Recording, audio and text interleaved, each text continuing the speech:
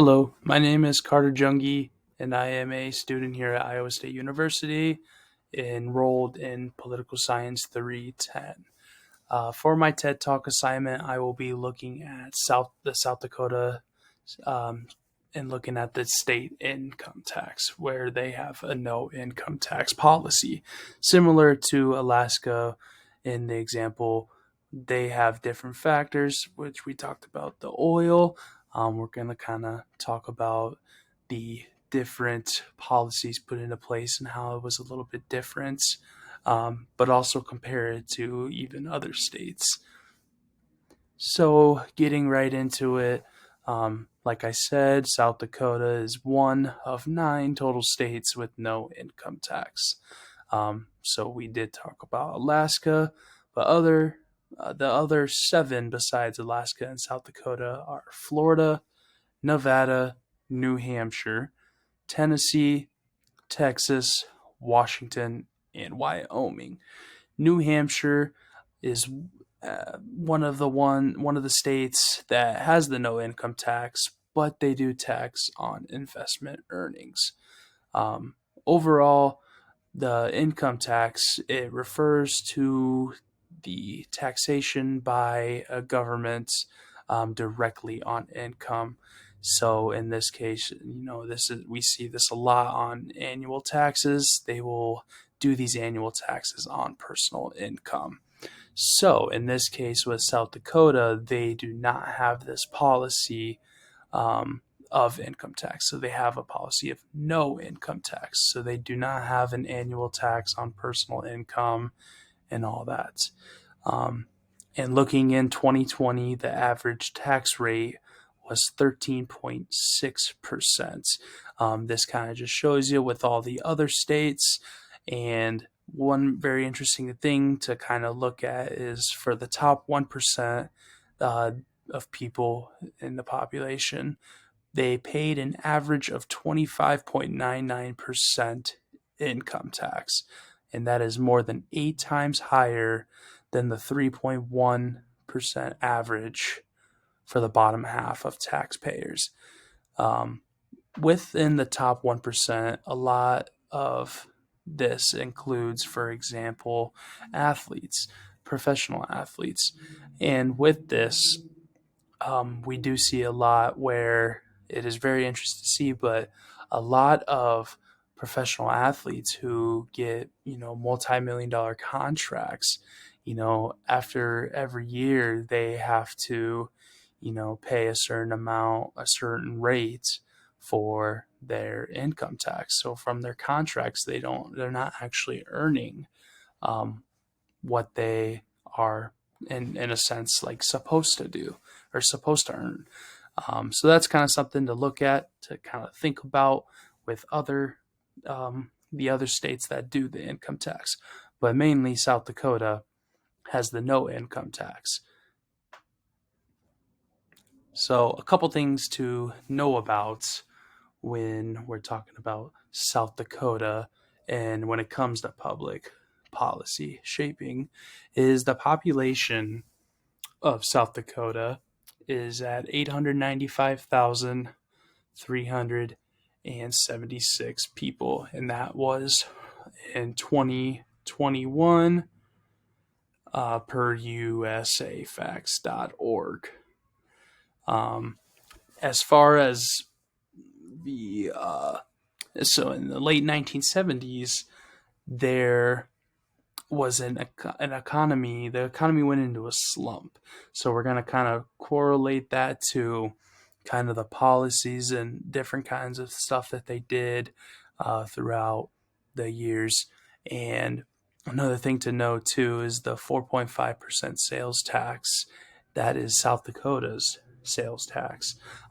When we compare that to Iowa, like the state we live in, the Iowa is a 6 to 7% sales tax, and that just depends on the local government's opinion or its option to whether it be 6 or 7%.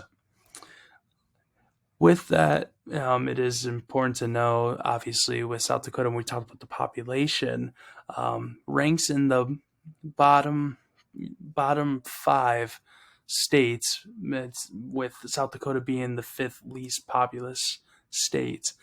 So it's kind of a thing that we'll kind of look at, and we'll talk about how kind of South Dakota and the policymakers will they incorporate this no income tax to kind of, in a sense, bring more people into it. So keep that in mind. Just a couple things to know when it comes to public policy shaping. So getting right into it, get this question of how or why did this policy come about? So in 1889, the South Dakota Constitution was accepted. It was put into place. It ratified the South Dakota as its own state. And what this was, it was an article that presented the history of formation with the pursuit of statehood and constitutional conventions. This was mainly the birth of no income tax. So that's a thing that this is what kind of sparks it. With all the other states, they have always been, or um, one of the things that South Dakota did was they put in a requirement for a balanced budget. And this was a requirement to find other ways to generate revenue to fund services. With that, they would put taxes on things and goods and services such as alcohol, cigarettes, and tobacco, motor fuel, property tax, and of course the sales and use tax that we talked about in the last slide. One thing to notice is with South Dakota, their property tax is above the national average. So this is kind of where we see, with the no income tax and even lower sales and use tax, we do see different forms of taxes. They become higher rates than the national average. So that's kind of how they, uh, in a sense, you can kind of say that they make up for all these funds and stuff. But this is something that they do. So in this case, property tax is more than the national average, and that's what they did. As far as input, there were different inputs and groups that shaped and favored this policy. In South Dakota, um, the Republican Party has been majority for over a century. The party itself has supported low taxes and limited governments. With the Republican Party being so dominant in the state of South Dakota, I believe there was only about 5 Democratic governors in all the years of since South Dakota was ratified as a state of its own. The Republican Party has been a driving factor of South Dakota, and since they have controlled legislature and have had Republican governors, the it was a much easier process, it seemed like, to support low taxes and all that stuff. With that, there was also another group known as the South Dakota Taxpayers Association. They were founded in 1948, and their goal was to promote an efficient and economical government in the state. And as similar to the Republican Party, they were in support and in favor of these low taxes and limited government. So another question to look at is who made this policy? How did this come to be? So when we go back to the Constitution, the South Dakota legislature, this was the group that approved the state's constitution in November of 1889. And ever since then, we've had governors of South Dakota, and they played a key role in shaping the state's tax policies. So in class, when we talked about, and in Political Science 310, we talked about the responsibilities and the powers that governors have. And for South Dakota, in this instance, they are responsible for proposing budgets and they have the power to veto legislation. So these were kind of the two different groups or two different people that who made all these policies, and in this case, the governor is able to shape the state's tax policies.